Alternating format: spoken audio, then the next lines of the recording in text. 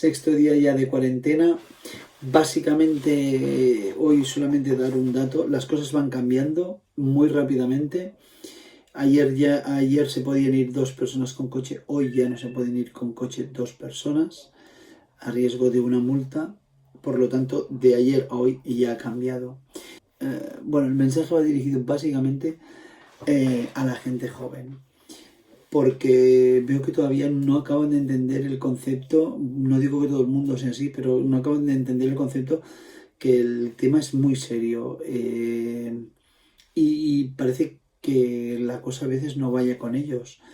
Entonces, bueno, gente mayor también. El tema está muy serio porque los protocolos incluso van aumentando y los tenemos más claros. Los pondré aquí para que aparezcan.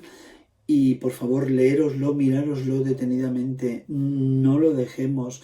Ya no es solamente el problema de tener o no tener coronavirus, porque al final yo creo que vamos a pillar que el problema más serio es que se está saturando la sanidad.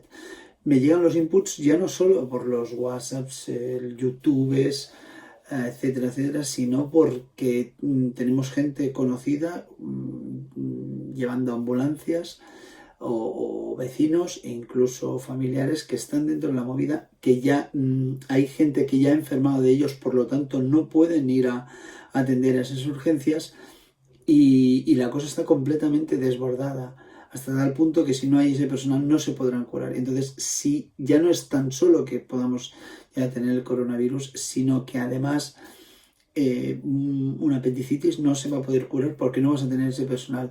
No tienen material tampoco, no está llegando el material, lo requisan, no sabemos hacia dónde lo llevan. Hay un criterio de prioridades un poco extraño, pero no pueden estar sin EPIs. Un EPI, que no estamos hablando de cosas muy complicadas, estamos hablando de EPIs necesarios, guantes, mascarillas, y que los tíos estén lo más asépticos posibles. Bueno, nada más. Si os ha gustado, suscribiros, darle a la campanita para que os lleguen las notificaciones. Así me animo a hacer más vídeos. Venga. Gracias.